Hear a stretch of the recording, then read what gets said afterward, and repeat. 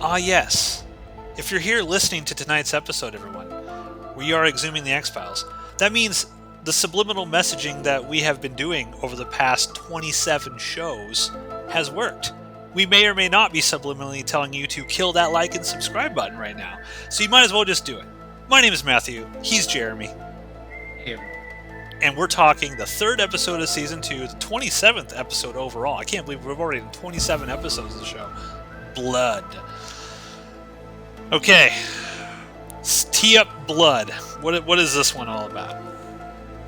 Ed has a shit joke where he punch in the 6 digits or 5 digits of whatever envelope is in front of him manually because we don't automate that. But he seems really good at it. He's just punching away, and then all of a sudden he gets an envelope that gets jammed up. So he reaches in, he gets a paper cut from it, and apparently the rest of the episode was just based off of that one paper cut for reasons I still don't understand. There's blood.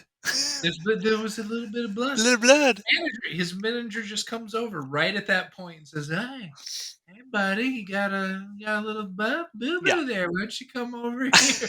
Well, this episode was written by Glenn Morgan and James Wong, directed by David Nutter.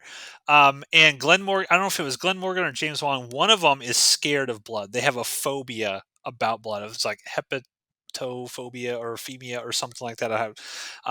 That's the genesis of this idea. Was one of the writers is actually scared of the sight of blood. And really likes the movie Maximum Overdrive, but only the scene where the ATM was telling Stephen King to go fuck himself. Yes. Now this guy is played by William Sanderson. He is he's a character actor. I'm sure you've seen him in other things. He of course was in Blade Runner. He's one of the characters in Blade Runner, Ridley Scott's. I remember him most though. Did you ever watch the show Deadwood, Jeremy? I remember the first season. Okay, he plays E.B. Farnham in that. So he was one of the main sort of supporting characters in Deadwood, and he was really, really great in that. So I love this actor. And when we talk about the end, when he goes sort of wacky, fantastic performance all around. So manager comes over, says, we need to talk just at the worst time. Tells him that there's cutbacks and that he's one of the hardest working people there. A lot of people like him, but he's the low man on the totem pole. So he's going to have to finish out the week and he no longer has a job. But then it does this really nice thing where he hands him, we did a collection. So his fellow employees liked him so much. Yeah. That it was only $100, but still. How many jobs have you walked away from where they came together and gave you something? Yeah. I don't ever remember it happening. That's never happened to me. Yeah. And he goes back. He's like, but you can finish out the week. So he goes back to his machine and starts punching in the numbers. And then instead of the numbers, the word kill shows up. He just kind of blinks at that, okay. And he's like, kill them all. Kill them all. And he's like, yeah, he's looking around at all these different people, and this machine is telling him to kill them. But kill the coworkers who just put a collection together to give you $100. Really, really nice people that you work with that say, this is all I could afford out of this shit job, but you can have it. But okay, he doesn't. And then we get the title screen. So we come back from that, and you have these people crammed into an elevator. And you might be surprised to know that they are sweating their asses off. They are dripping in this elevator. They're just they're all there's 8 people in a 2-foot by 2-foot elevator. It just there's no room. And the fat guy in the back, he's just like and the elevator doesn't seem to be going anywhere, and he's looking at the little screen that has the same red lettering on it that the mailman's machine had, and he's like, it starts telling him, you can't breathe. Claustrophobic. Everybody's sucking up all your air. Just kill him. And then the very next scene, apparently he listened to it because there's these horribly bloody dead bodies strewn about this lobby outside of this elevator. And then they bring in Mulder immediately, don't they? Yeah. Yeah, he sort of arrives. I think Right. I think wasn't the sheriff? Doesn't the sheriff say they needed some extra help on this with the FBI? And again, it's just a murder case, so it's something the FBI would work. And part of Mulder's job, he just kind of showed up and started working the case. But would he be there like while there's still blood and bodies like covered in sheets on the ground outside in this business? I feel that he wouldn't be there that quick unless he was in a field office. But okay, Yeah, maybe he was. So he talks to this. I don't know what that guy, the sheriff dude, was doing, but they're talking about what's going on in this community, and it feels like the sheriff guy just went off script and just started like doing an audition for future acting jobs, because he's having this conversation about, I used to play right field with that guy, I yeah, live in this small community, and nothing like this happens. All of a sudden there's all these murders happening, and the whole time Mulder is sitting there like, well, what's wrong with playing right field? I used to play right field. You yeah. gotta I have used to play right a field, big Mister. gun. You gotta have a big gun to play right field. They're having two different conversations, and it's just this bizarre like art house thing that's going on that they never circle back around to. Yeah. They never talk about again in the rest of the episode, but it made me feel uncomfortable in how noticeable it was. Hmm. So they we cut back to the mailroom guy. He's at an ATM, and the ATM is telling him to kill them all. Like as he's looking around, and Yeah. what is he taking out of that ATM? He got $100 from his friends. Like there ain't nothing in that ATM for him, but he's just there. He's looking at all of these innocent people, and then he just it's telling him to grab the security guy's gun and just start blasting people. And instead, he flips out, starts punching the ATM. The security, Ah! the security guy chases him off. He's so funny, just the way he's acting, because he's really, really trying not to do what these messages are telling him to do. I feel for him because they've set him up as such a nice guy. He's just a nice, good dude, and he doesn't want to kill anybody. Well, what is it? I guess I would be skipping too far ahead to talk about that yet, but he's resisting the urge to kill that these machines are telling him to do. But not everybody does it.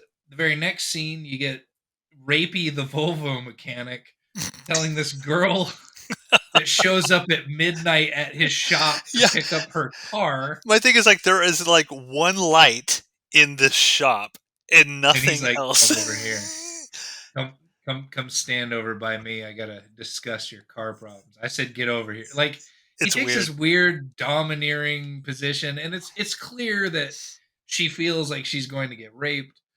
She follows him anyway. She goes around to the front of the car, and he's just running a diagnostic on the computer. He's still pushing off this domineering vibe, but he isn't making like moves on her or Yeah. anything like that. And he's pointing at the computer. He's like, well, you came in here to do this, and this has been fixed, but now it's doing this. And he's explaining underneath the hood what's going on. He's like, come over here. You need to look at this. And she's looking at the computer, and the computer's like, he's going to rape you. Yeah. You need to kill him. You need to kill him now. And so she listens. She picks up the nearest wrench and just starts beating his ass with it.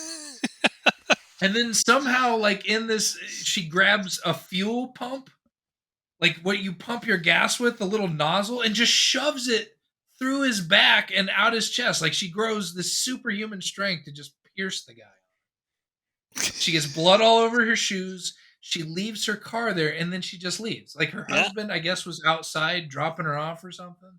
No problem. Just leave the car there. Yeah.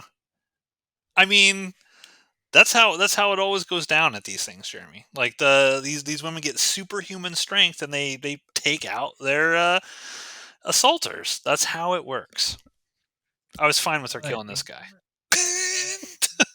yeah, kind of. But now that I think about it, maybe her piercing him with a phallic object was supposed to represent something. Ah, I think. maybe.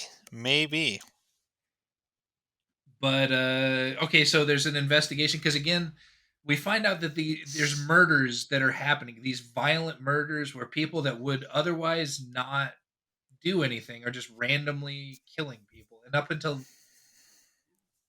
Rapey, the Volvo mechanic, got his, I think he was number 23 in the last like what couple of months, Yeah. couple of years, something like that. It was a very short amount of time. Yeah. And so they find that she signed off on picking up her vehicle, but her vehicle is right there. So they go to her house, Mulder and the sheriff, and they're like questioning her on what had happened. She's microwaving an entire bag of English muffins. Like I don't know if you can notice, but she goes over to the fridge. She takes it's a stack of 8 of them in the bag. Thankfully, she takes the twist tie off because the metal in the microwave is a no-no. But she puts the whole bag in there, and then the microwave starts telling her like he knows. Yeah. Mulder knows. You need to kill him. You need to kill him right now. And she's talking to him and she's slowly like opening up the knife drawer, but she doesn't grab the 9-inch Michael Myers fucking butcher knife. She grabs a serrated bread knife that you would normally open up those English muffins with. Could you kill a person? Sure. You're just gonna have to work on them like a saw for a little while and they're gonna have to cooperate. So she comes after him like swiping this this bread knife at him, and the sheriff just immediately draws down on her and just puts a bullet in her. Like Yeah. there have been so many situations with cops between now all the way back to the beginning of the season where they draw their gun and they do not immediately fire on a person because they used to give people benefit of the doubt. It's not 2024, it's 1994. But this dude didn't even hesitate. Just pulls up, bam. Just Yep. not even waiting. Yeah. Just put her down. One of the things about this is Mulder has been putting the connection together about these electronic devices, because one of the things that a scene earlier on in this episode, which I've come to kind of like despise these sequences. You know how you were mentioning in Little Green Men, where it's Mulder with his tape recorder, kind of doing the internal monologue. Well, that sort of made me think all of these sequences where it's like either Mulder or Scully just sitting in front of a computer typing, and then you have the internal monologue going over it. Like there's one where early on Scully's reading Mulder's report, and Mulder basically he can't figure out. He's an amazing profiler, right? But he cannot figure out what the connection is to all of these random people going crazy and killing other people.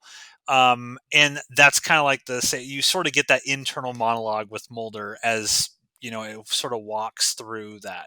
And I think the show starts getting away from that the further into it we go. But now that you've pointed out the internal monologue thing, I think they just find new and unique ways, or maybe not unique, but different ways to express that to the audience in multiple episodes. Without doing a voiceover of Yeah. yeah, I get it. So we find out that through something or there was some green substance on the guy in the elevator's fingers. Scully looks it up and finds that if you combine that with adrenaline and paranoia, you end up with basically like overloading a human being on LSD or lysergic acid. So these people that are having this, at least at the time that they're murdering people, are tripping their balls off. Yeah. And then they're looking at machines that are telling them to kill people. Which, getting back to the original guy, Ed, um, old, Blue Eyes, he has been tripping balls for like a week, and he hasn't murdered anybody. Yeah. This dude can hold his fucking drugs. He's trying. He's fighting it. He is.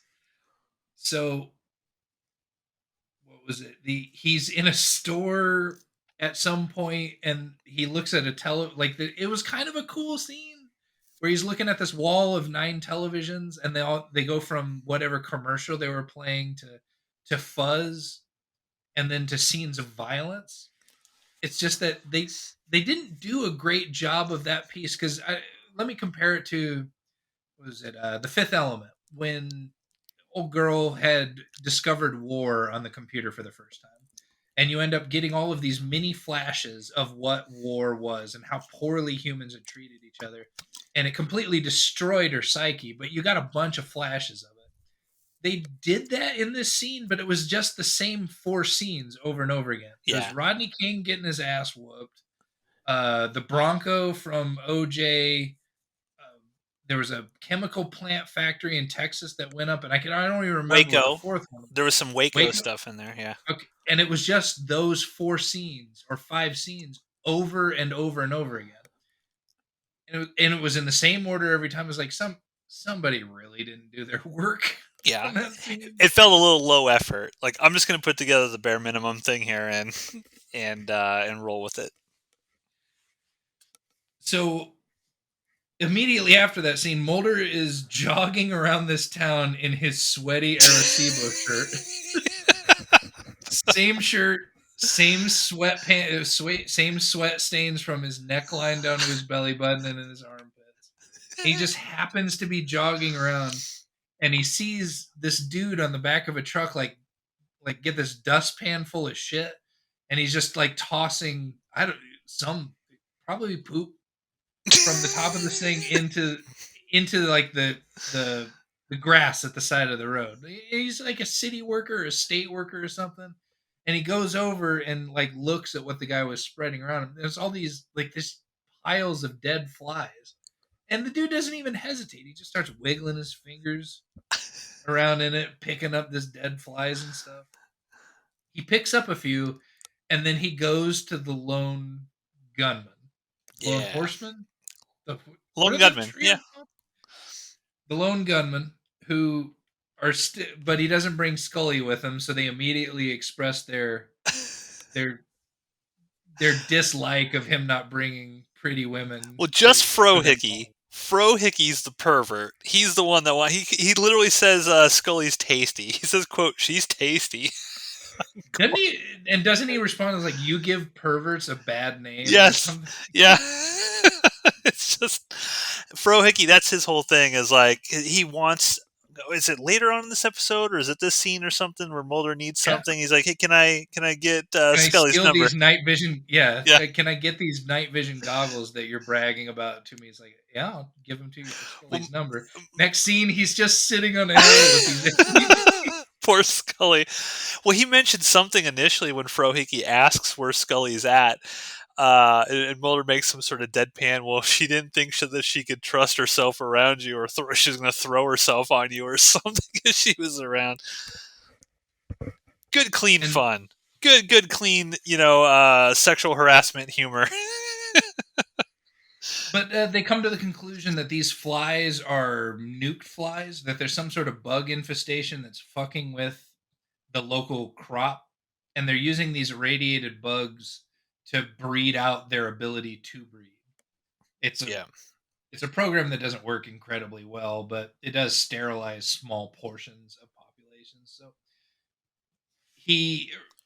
Mulder ends up like jumping to the conclusion that they're spraying their crops illegally with some sort of chemical substance that's making these people trip balls. And so he takes his NVGs out, goes out to a field, immediately gets sprayed by a helicopter with this drug, and starts hallucinating. Though Scully can find nothing technically wrong with him, he was watching a television show where it just said "do it" on there, and then this girl shows up and she's wearing a shirt that says "do it" on it. And he jumps to the conclusion, oh, it's subliminal stuff. It's got to be. They're doing it through the electronics. Is they're always breaking the electronics when they're going crazy and stuff like that. Oh, he's got a good gut reaction feeling. So it makes him such a great special agent, Jeremy. He knows. Okay. Nike's slogan from back then was "just do it." There was barely a fucking Nike commercial you could see back then that didn't say those words or express them in some way. She was wearing a "just do it" shirt, and he's like, "Oh my god, the government is controlling these people with an experiment, trying to like create sleeper agents by use of this drug and then suggestion." It's just the wildest. The kids were watching it with me. when I was watching it, and I had to pause and like, hey, this show is good, but this dude jumps to these conclusions all the time just to drive the story forward. So you're gonna have to forgive me. And it was funny. The next couple episodes that we watched after that, they pointed at the screen when this shit would happen again. So if a 9-year-old and a 12-year-old can just see straight through it, I mean, They only got 44 minutes in an episode. They got to get it moving along. oh boy, or we get back to the mailroom guy, Ed. He sees the word blood again. He starts going crazy. And I wrote this note as blood is the dumbest shit about this episode. Like, it has nothing Yeah. to do with anything. There's a blood drive, there's blood on a finger, but blood really wasn't a trigger for any. It just, I don't know. Yeah, it's strange. It wasn't a bloodborne pathogen. Like, I don't. Yeah, I agree with you. So they go visit Ed because what they end up doing is they're going to try to figure out or use government resources to try to do blood tests on everybody while making it look like a cholesterol or health check to see how many people have been infected by the chemical spraying. Yeah. They go one of these door knocker doctors go visits Ed and rings the most annoying doorbell I've ever heard. It's just the whole time she's holding it down. And this lady doesn't leave. Like, she rings it twice. And then my wife looks at me and is like, why is she still ringing? And she's like, and all of the devices in the guy's house are like, go outside and kill this bitch. But he doesn't do it. He just smashes all of his electronics. And so they show up. They show up to his front door. I don't even remember why they went after him in particular.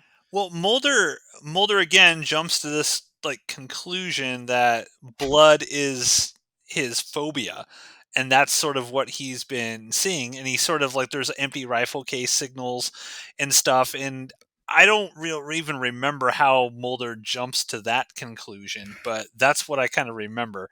Mulder says something as, "Oh yeah, his phobia is blood," and that's where we get the blood component into this show, I guess. Well, they go to his house and they see that his doorbell has been yanked out of the wall. His door isn't open, but Scully tries the doorknob and says his house is unlocked. Okay, probable cause. Let's just go inside.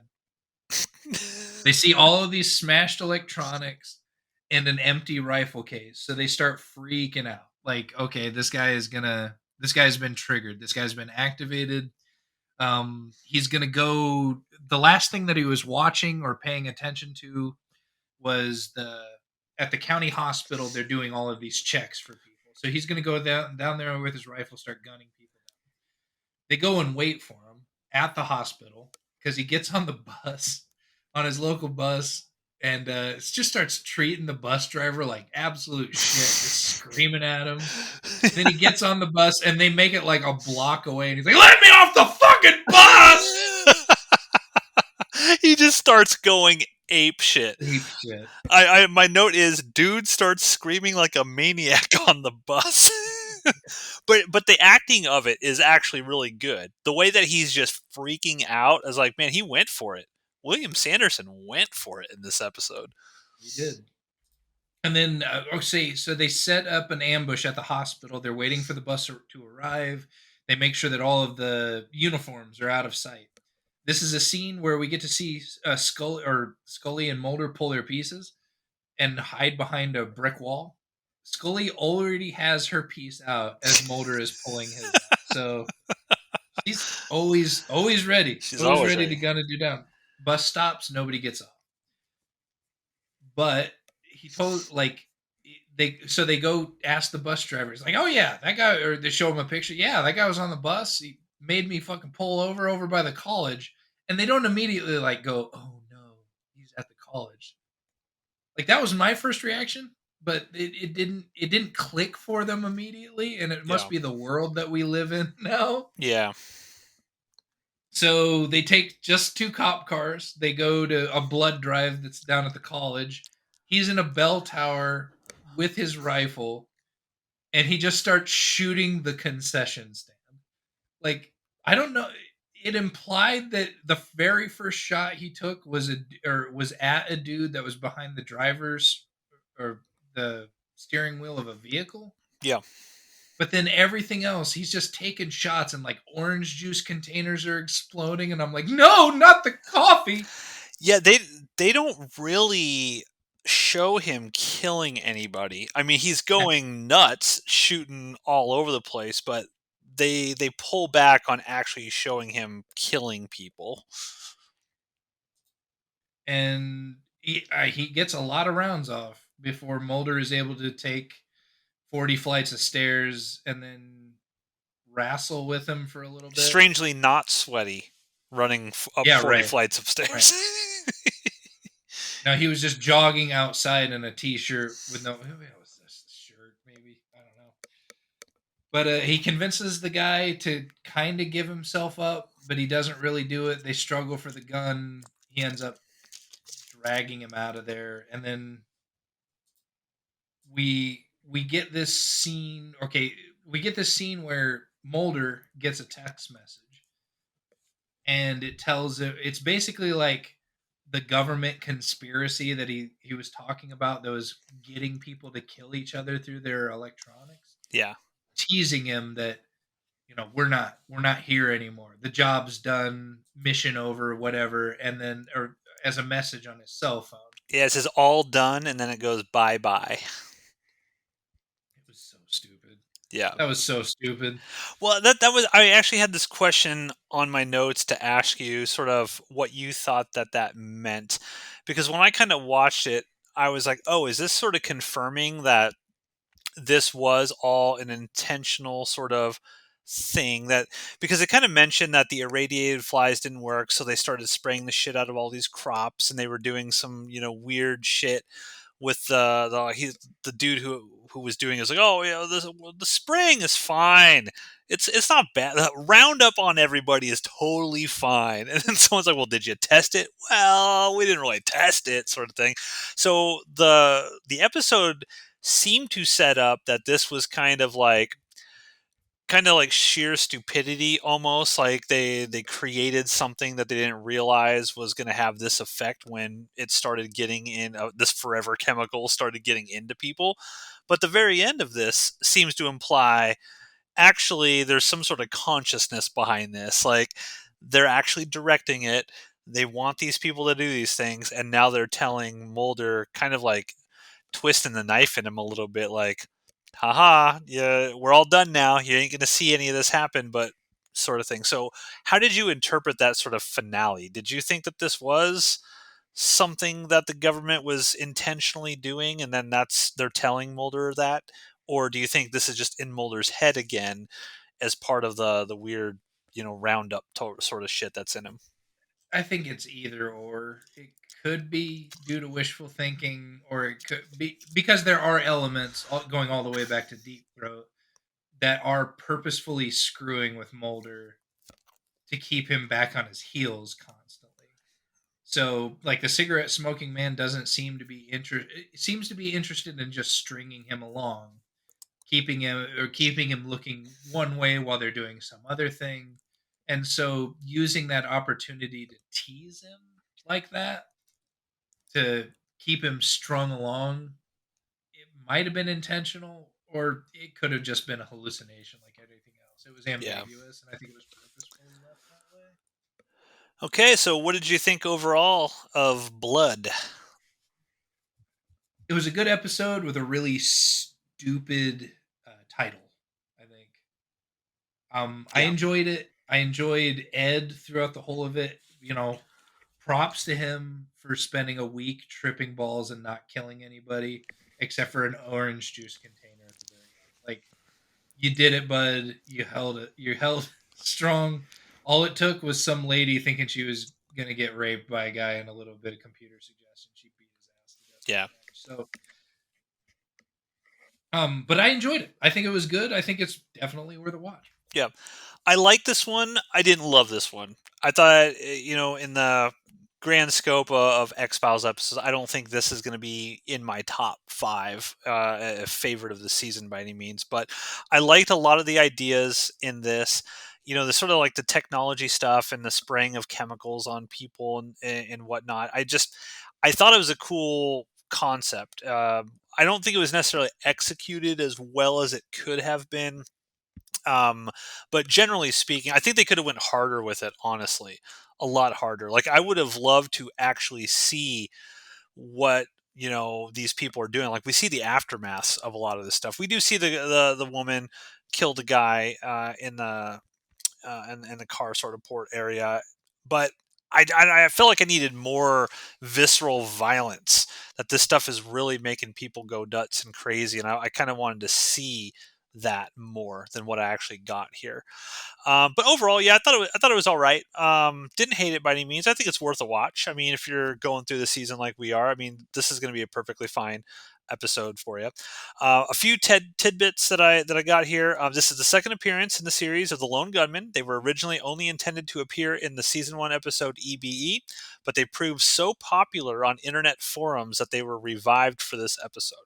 Now, eventually, the Lone Gunman will get their own television show for one season.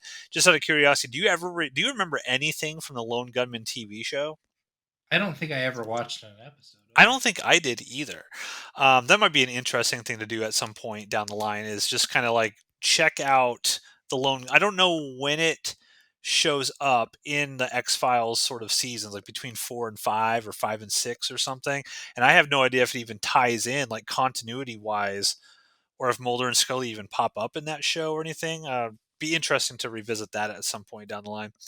The story was inspired by writer Glenn Morgan's own hemotophobia, as well as controversy over malathion spraying in Southern California. So I don't know what malathion spraying is. I assume it's some sort of awful forever chemical sprayed all over crops that then gets into human beings. Now you mentioned the annoying ass doorbell and your wife saying, why is the doorbell ringing that way? Well, I can tell you why. The doorbell buzzing that drives Ed mad is actually spelling out kill in Morse code. So No way. that's why that's the reason that the doorbell was being super annoying, and which I thought was a cool little factoid because I didn't catch that. I don't know Morse code, obviously, but I thought that was a cool little factoid.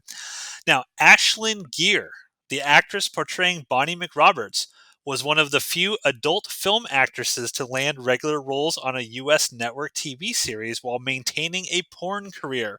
She was also in Space Above and Beyond in 1995. Glenn Morgan joked that X-Files was so cutting edge that they used an adult film star who was still working in the industry, an allusion to and jab at the NYPD Blue episode Tempest in a Sea Cup, which guest starred retired adult film actress Ginger Lynn. And I did not realize that she was an adult actress until I was sort of looking up facts about this. I actually thought she was pretty good in the role.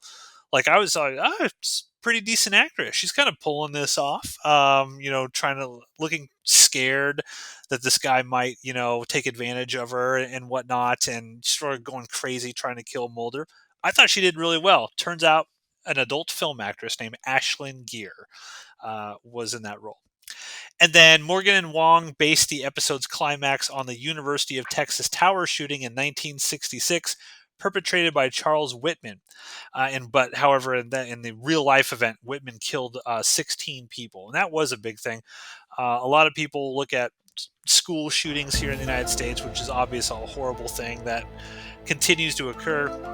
It's not necessarily a modern phenomenon. Maybe the frequency is a more modern thing, but even back in the day, there were people at schools that were shooting at people. Did you ever read Rage, Stephen King's Rage, Jeremy? I have not. Actually. Okay, you should read that. That's an interesting read, especially in today's day and age.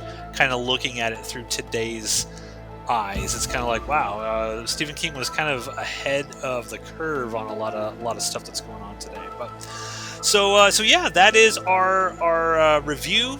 Look at episode 3 of season 2, Blood. Next week we are going to talk Sleepless, directed by Rob Bowman and written by Howard Gordon. And this will be interesting. I'm really curious your thoughts on this, Jeremy, because you obviously were in the military. And as I was watching it, I was wondering, I was like, is some of the stuff that they're discussing in this episode kind of like legitimate? Is it anything that maybe you connect to as having been someone in the service, or maybe knowing individuals who have gone through trauma and PTSD and stuff like that? So I'll be interested to hear your thoughts on Sleepless for sure. But yeah, hit that like and subscribe button, everybody. We'll be back next Friday with a look at Sleepless. Catch you then.